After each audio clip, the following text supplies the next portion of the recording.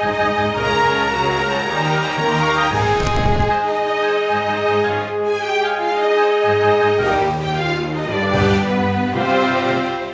இரட்சகருமாகிய இயேசு கிறிஸ்துவின் நாமத்திலே இயேசுவின் இளைப்பாறுதல் ஊழியத்தின் சார்பாக இந்த தொலைக்காட்சி வாயிலாய் 2026 ஆண்டு 6ஆம் மாதம் வாக்குத்தத்த வசனத்தின் நிமித்தமாய் உங்களை சந்திப்பதிலே மிகுந்த சந்தோஷம் அடைகிறேன். இந்த மாதத்துக்காக தேவன் எமக்கு ஏவுதலாய் தந்த வேத வசனம் என்னவென்றால் உபாகமம் 33ஆம் அதிகாரம் 29ஆம் வசனம். இஸ்ரவேலே, நீ பாக்கியவான், கர்த்தரால் இரட்சிக்கப்பட்ட ஜனமே, உனக்கு ஒப்பானவன் யார்? உனக்கு சகாயம் செய்யும் கேடகமும் உனக்கு மகிமை பொருந்திய பட்டாயும் அவரே. உன் சத்துருக்கள் உனக்கு இச்சகம் பேசி அடங்குவார்கள், அவர்கள் மேடுகளை மிதிப்பாய் என்று சொன்னார். இந்த மாதத்தில் கர்த்தர் நம்மை பாக்கியவானாய் காண்கிறார். ஒன்றே ஒன்றுதான், கர்த்தரால் இரட்சிக்கப்பட்டதினால அவர் நமக்கு சகாயம் செய்யும் கேடகமாகவும் மகிமை பொருந்திய பட்டாயமாயும் இருக்கிறார். அதனால் நம்மளுடைய சத்துருக்கள் நம்மை இச்சகம் பேசி அடங்கும் காலம் வந்துவிட்டது. அதனால் யாராவது ஏதாவது ஒன்று பேசுகிறது நிமித்தமாக இருதயம் உடைக்கப்பட்டிருந்தால் கூட நாம் பொறுத்து தேவனுடைய நாமத்தை மகிமைப்படுத்தும்படி நம்முடைய வாழ்க்கையை கர்த்தருக்கு முன்பாக ஒப்பு கொடுக்கும் பொழுது கர்த்தரை சகல போராட்டத்திலிருந்து நம்மை விடுதலை செய்வார். 2 சாமுவேல் 22ஆம் அதிகாரத்தில் 1ஆம் வசனத்தை நாம் வாசித்தோமானால் அங்கே தாவீது பாடின பாட்டு எதற்காக பாடினார் என்று பார்த்தோமானால், அநேக ராஜாக்களுடைய கைக்கும் சவுளுடைய கைக்கும் விலக்கி காற்றபடினாலே அவர் அந்த அதிகாரம் முழுவதும் கர்த்தரை புகழ்ந்து பாடியிருப்பார். 2 சாமுவேல் 22ஆம் அதிகாரம் 44 நாம் வாசித்தோமானால், என் ஜனத்தின் சண்டைகளுக்கு நீர் என்னை விலக்கி விட்டு ஜாதிகளுக்கு என்னை தலைவனாய் வைத்திருக்கிறீர், நான் அறியாத ஜனங்களும் என்னை சேவிக்கிறார்கள் என்று எழுதப்பட்டிருக்கிறார். அப்போது ஜனத்துடைய சண்டைகளுக்கு நம்மை விலக்கி பாதுகாத்து அதே ஜனங்களுக்கு ஒரு காலம் வரும் பொழுது அவர் தலைவனாய் மாற்ற வல்லவராய் இருக்கிறார். அதனால தான் தாவீது தன்னுடைய வாழ்வில் எத்தனையோ போராட்டங்கள், எத்தனையோ பாடுகள் ஆயினும் கர்த்தரை அவன் எப்பொழுதும் முன்பாக வைத்திருந்தான். காலங்கள் கடந்து போகும் பொழுது தேவன் ஏற்ற வேலை வரும் பொழுது அவனை உயர்த்தி தலைவராய் வைத்த காலங்கள் உண்டு, ராஜாவாய் காணும்படி செய்தார். அப்படி நாம் நம்முடைய வாழ்க்கையில் கூட கர்த்தர் நமக்கு சகாயமான ஒரு கேடகமாக இருக்கும் பொழுது அது மிகுந்த பாதுகாப்பை கொண்டு வருகிறது. அதனால் முதல்ல நாம் இரட்சிக்கப்பட்ட ஜனமாய் காணப்பட வேண்டும். அப்படி இரட்சிக்கப்பட்ட ஜனமாய் காணப்பட்டோமானால் தேவன் எப்பொழுதும் நமக்கு ஒரு கேடகமாய் இருந்து பாதுகாப்பார். நம்முடைய சத்துருளுக்கு உடைய எல்லா வல்லமைகளுக்கும் விலக்கி பாதுகாத்து நம்மை மகிமையான ஒரு பட்டாயமாய் இருந்து நம்மை பாதுகாப்பார். எந்தெந்த சூழ்நிலை வந்தாலும் சரி, எப்படிப்பட்ட காலகட்டங்கள் வந்தாலும் சரி, தேவன் எல்லா தீங்குக்கும் விலக்கி பாதுகாப்பார். அதற்கு ஒன்றே ஒன்று தான், நாம் இரட்சிக்கப்பட்ட ஜனமாக இருக்க வேண்டும். இரட்சிப்பு என்பது என்ன என்று பார்த்தோமானால், நாம் கர்த்தருக்குள்ளாக வாழ்கிற அந்த வாழ்க்கை பரிசுத்தமான ஒரு வாழ்க்கை. அப்போ பரிசுத்தமான ஒரு வாழ்க்கை நாம் வாழ ஆரம்பித்து விட்டோம்னால் நம்முடைய வாழ்விலே ஒரு தீங்கும் அணுகாதபடி கர்த்தர் நமக்கு ஒரு கற்குள்ள பட்டாயமாக இருந்து நம்மை பாதுகாப்பார். அது மாத்திரமல்ல, சத்ருவினுடைய எல்லா இச்சக வார்த்தைகளுக்கும் நம்ம விலக்கி ஒரு காலம் வரும்பொழுது அவர்கள் மேடை மிதிக்கும்படியாய் செய்வார். ஒருவேளை மேட்டிமையானவர்கள் வாழ்கிற இந்த உலகத்தில் தான் நாம் வாழ்ந்து கொண்டு இருக்கிறோம். அப்போது இந்த மேட்டுமை யாருக்கு வருகிறது என்று பார்த்தோம்னால், ஒருவரை குறித்து பொறாமையினாலே இச்சகம் பேச ஆரம்பித்து விடுவார்கள். ஒருவனுடைய முன்னேற்றத்தை காணும் பொழுது அவர்களுக்கு எரிச்சல் உண்டாகி விடுகிறது, இருதயத்திலே சமாதானமற்று போய் விடுகிறார்கள். அதனால் அந்த கோபத்தினாலே அந்த வெளிப்பாடுகள் எப்படி இருக்கிறது என்று பார்த்தோமானால், பிறரை குறித்து அவதூறு பேசுவதும் இச்சகம் இப்படிப்பட்ட நாவுகளுடையவர்களாய் மாறிவிடுகிறார்கள். துன்மார்க்கமாய் நடந்து கொண்டு இருக்கிறதை நாம் அறிந்து கொண்டிருக்கிறோம். எனவே நாம் அப்படி இராதபடிக்கு, நாம் இரட்சிக்கப்பட்ட ஜனமாக இருந்தோமானால் நமக்குள் ஒரு மேட்டுமை இராதபடி, மேட்டுமை என்பது அந்த ஒரு பொறாமையோ இல்லை மற்றவர்களை குறித்து குறை சொல்வதோ அவதூறு பரப்புவதோ இப்படிப்பட்ட ஒழுங்கீனமான இந்த கிரியைகளிலிருந்து நாம் வெளியே வந்து விட்டோமானால் தேவன் நம்மை பரிசுத்தப்படுத்தி விடுவார். கர்த்தருக்குள்ளாக வாழ்வது என்பது மிக கடினமானது தான். ஆயினும் அந்த வாழ்க்கை கடினமான வாழ்க்கை நிமித்தமாய் கர்த்தர் நம்மை பாக்கியவானாய் காணும்படி செய்கிறார். இப்போ பாருங்கள், ஒருவேளை இன்றைக்கி நம்ம உலகத்தில் வாழும் பொழுது பலவிதமான இன்னல்கள் நிமித்தமும் பாடுகள் நிமித்தமும் உடைக்கப்பட்ட ஒரு நிலைமையில் நீங்கள் வாழ்ந்து கொண்டு இருக்கலாம். ஒருவேளை சத்துருகள் நம்மை மேற்கொண்டு இருக்கும் பொழுது அவர்களை மேற்கொள்ள முடியாத ஒரு சூழ்நிலையிலே தவித்து கொண்டு இருக்கலாம்.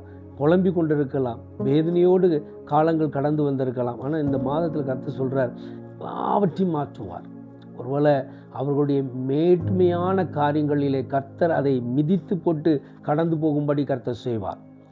எப்படி ஜாதிகளுக்கு தாவீதை தலைவனாய் மாற்றினாரோ அதே போல காலங்கள் வரும், உங்களையும் கர்த்தர் உயர்த்துவார். எவர்கள் சாந்த குணத்தோடு இருக்கிறார்களோ அவர்கள் பாக்கியவான் என்று வேதம் சொல்லுகிறது.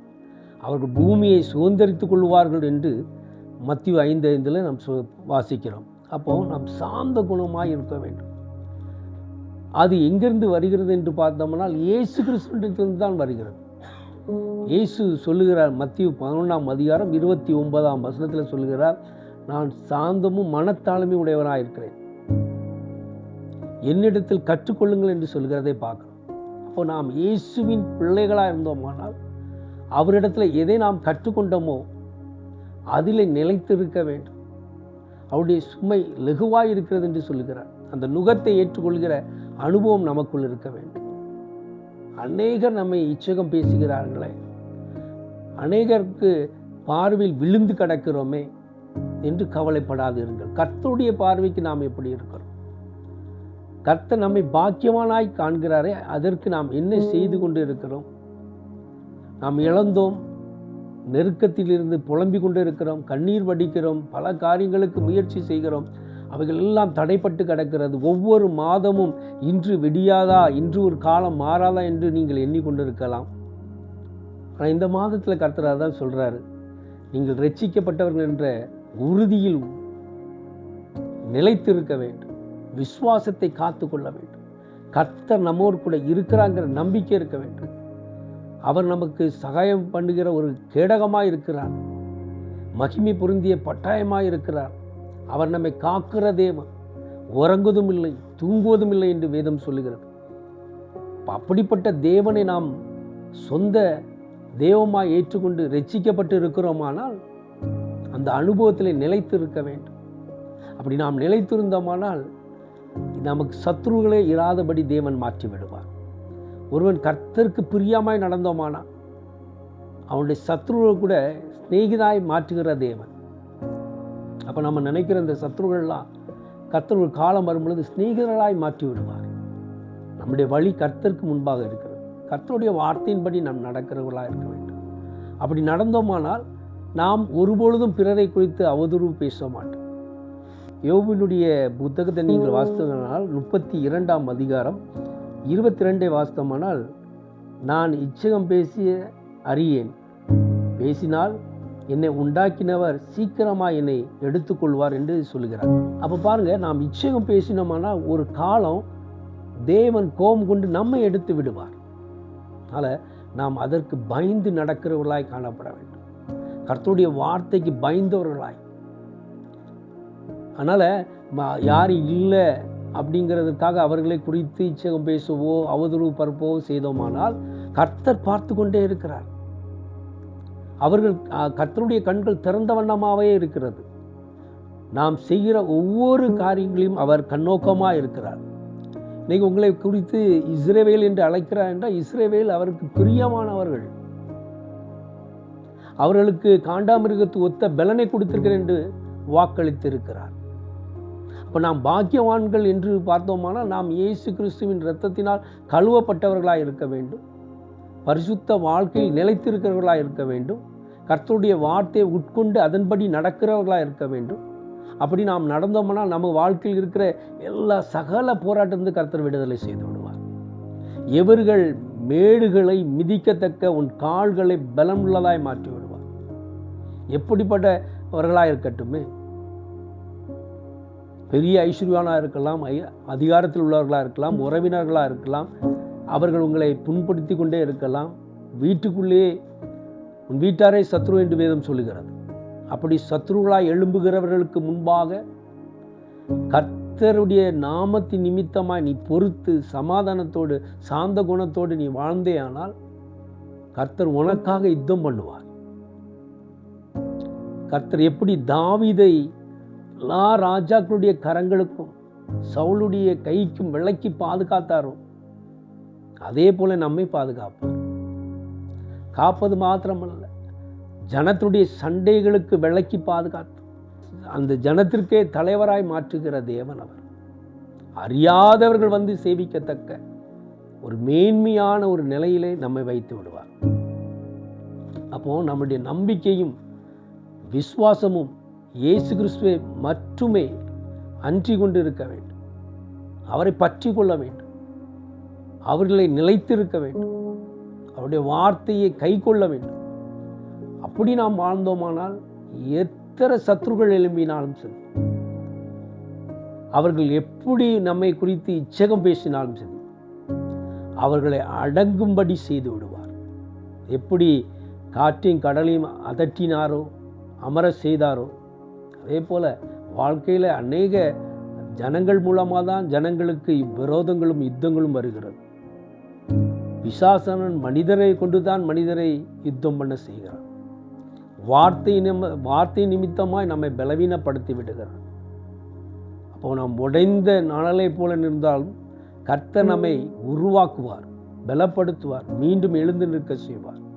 யார் யார் வார்த்தையினால் நீ வேதனைப்பட்டு கண்ணீர் வடிக்கிறாயோ அந்த சூழ்நிலையை கர்த்தர் மாற்றுவார். எப்படி இயற்கையே அடங்கும்படி செய்யுகிற தேவன், வேதம் சொல்லுகிறது அவர் சொல்ல ஆகும், அவர் கட்டளையிட நிற்கும் என்று. நீதிமானுக்கு விரோதமாய் பேசுகிற நாவுகளை அவர் கெட்டி போடுவார். ஆனால் நாம் நீதிமானாய் இருக்க வேண்டும். நாம் ரட்சிக்கப்பட்ட ஜனமாய் இருக்க வேண்டும். கர்த்தரை பற்றி கொண்டவர்களாய் இருக்க வேண்டும். இஸ்ரேலாய் காணப்பட வேண்டும். பாக்கியம் நிச்சயமாய் நமக்கு உண்டு. அந்த பாக்கியவான்களாய் நாம் நிலைத்திருக்க வேண்டுமானால் கர்த்தருடைய வார்த்தையினால் பலப்பட வேண்டும். அப்படி இருக்கிறவர்களுக்கு ஒப்பானவர் ஒருவரும் இந்த பூமியில் இல்லை. அப்போ அப்படிப்பட்ட ஒரு மகிமை பொருந்திய மேன்மையை கர்த்தர் நமக்கு வைத்திருக்கிறார். அப்போ சத்ருகளை கூட சிநேகிதராய் மாற்றுகிற தேவன். நீ அவர்களோடு யுத்தம் செய்ய வேண்டாம், வாக்குவாதம் பண்ண வேண்டாம், போராட வேண்டாம். நாம் சாந்தமாய் இருந்தால் போதும், நாம் அமிர்தலாய் இருந்தால் போதும். அவர்களை அமிர்தல் படுத்தி விடுவார், அமிர்ந்து போகும்படி செய்து விடுவார். மேடுகளை மிதிக்கத்தக்க கிருபைகளை தந்து விடுவார். அதனால மேட்டுமையான கண்கள் உடையவர்களாய் இராமல், அவர் சொல்கள் பேசுகிறவர்களாய் காணப்படாமல், தீங்கான செயலுக்கு இடம் கொடாமல் பரிசுத்த வாழ்க்கை நாம் வாழ்ந்தோமானால் நிச்சயமாக கர்த்தர் எல்லாவற்றையும் மாற்றி விடுவார். ஒருவேளை இந்த மாதத்தில் இந்த செய்தியை கேட்டுக்கொண்டு இருக்கிற நீங்கள் கூட பாக்கியவான்களாய் காணப்படுவீர்கள். எப்பொழுதென்றால் கர்த்தரால் ரட்சிக்கப்பட்டவர்களாக இருக்க வேண்டும். நாம் ரட்சிக்கப்பட்டது மாத்திரமல்ல, ரட்சிக்கப்பட்டவர்கள் கர்த்தர் சகாயம் செய்கிற ஒரு கேடகமாய் இருக்கிறார், மகிமை பொருந்திய பட்டாயமாய் அவர் இருக்கிறார் என்பதை நம்ப வேண்டும், விசுவாசிக்க வேண்டும். அவரே நமக்கு பாதுகாப்பாக இருக்கிறார் என்பதை உறுதியாய் பற்றி கொள்ள வேண்டும். அவர் மீது நம்பிக்கையாக இருக்க வேண்டும். அப்படி நாம் இருந்தோமானால் நமக்கு ஒப்பானவர் ஒருவரும் இல்லை இந்த பூமியில். இச்சக பேசுகிறவர்களை குறித்து நீ கவலைப்பட வேண்டாம். அவர்களை அமர்ந்து போகும்படி செய்து அவர்கள் மேடுகளை மிதிக்கத்தக்க கர்த்தர் பலனை தந்து விடுவார். ஒன்றே ஒன்றுதான், நாம் ரட்சிக்கப்பட்ட ஜனம். பிறருக்கும் நமக்கும் வித்தியாசம் உண்டு என்பதை நாம் ஒவ்வொரு நாளும் வாழ்கிற இந்த வாழ்க்கையில் உணர்வுள்ளவர்களாயும் கர்த்தரை முன்பாக வைக்கிறவர்களாயும் கர்த்தர்கென்று வாழ்கிறவர்களாயும் நாம் காணப்பட்டோமானால் ஒவ்வொரு மாதமும் கர்த்தர் பெரிய காரியங்களை செய்வார். இந்த மாதத்திலும் கர்த்தர் அப்படிப்பட்ட பலத்த காரியங்களை உங்கள் நடுவில் செய்வாராக. என்னோடு இணைந்து ஜெபிங்கள். இந்த மாதம் முழுவதும் கர்த்தர் உங்களை ஆசீர்வதிப்பாராக. கண்களை மூடி ஜெபிப்போம். அன்பின் பிதாவே, இந்த நாளிலும் இந்த மாதத்துக்காக கொடுத்த இந்த வாக்குத்தத்தத்திற்காக ஸ்தோத்திரம் அப்பா. இஸ்ரவேலே, நீ பாக்கியவான் என்று சொல்லியிருக்கிறது. நாங்கள் பாக்கியவான்கள் ஆண்டவரே. எங்கள் ஒவ்வொருவரையும் நீர் தொடுவேராக, எங்களை பாதுகாப்பேராக, பராமரிப்பேராக. எங்களுக்கு விரோதமாக எழும்புகிற ஆயுதங்கள் எல்லாம் வாய்க்காதே போகட்டும். இந்த சத்தியத்தை கேட்ட ஒவ்வொருடைய காதும் திறக்கப்படட்டும். இருதயத்தில் அப்பா சமாதானம் உண்டாகட்டும். தேடிக்கொண்டு வேண்டிக்கொண்டு கண்ணீர் வடித்து கொண்டு இருக்கிற ஒவ்வொருவரையும் நீ தொடுவேராக, சுகப்படுத்துவேராக, பலப்படுத்துவேராக. இந்த மாதம் முழுவதும் கர்த்தர் தாமே அப்பா அவர்களை ஆசீர்வதிப்பேராக. ஆமாப்பா, அவருடைய தேவைகள் எல்லாவற்றையும் சந்தித்து அப்பா அவர்களை மேன்மைப்படுத்துவேராக. அவருடைய திட்டங்களும் தீர்மானங்களும் அவருடைய வாழ்க்கையில நிறைவேற்றுவேராக. வியாதியோடும் அப்பா குறைவோடும், அப்பா பலவீனத்தோடும், தடைகளோடும் போராடி கொண்டிருக்கிற ஒவ்வொரு ஜனங்களையும் உடைய கரங்களில் கொடுக்குறேன். நீரே அப்பா பலத்த காரியங்களை செய்து விடுதலை செய்து சாட்சியை நிறுத்தும். உம்முடைய நாமம் மாத்திரம் மகிமைப்படுவதாக இந்த மாதம் முழுவதும் கண்மணி போல் பாதுகாப்பேரா. கிருபை எங்களை தாங்கிக் கொள்ளட்டும். இயேசு கிறிஸ்துவின் இனிய நாமத்தில் ஜெபிக்கிறோம் ஜீவனுள்ள நல்ல பிதாவே. ஆமென், ஆமென். கர்த்தர் உங்கள் ஒவ்வொருவரையும் ஆசீர்வதிப்பாராக. தொலைபேசி எண்கள் கொடுக்கப்பட்டிருக்கிறது. அதன் மூலமாய் தொடர்பு கொண்டு உங்கள் விண்ணப்பங்களை தெரிவித்து ஜெபித்துக் கொள்ளலாம். உங்கள் சாட்சிகளை பகிர்ந்து கொள்ளுங்கள். அநேகர் சாட்சிகளை பகிர்ந்து வருகிறீர்கள். அதில் நிலைத்திருக்கும்படி கர்த்தர் கிருபை செய்வாராக. ஆமென். God bless you.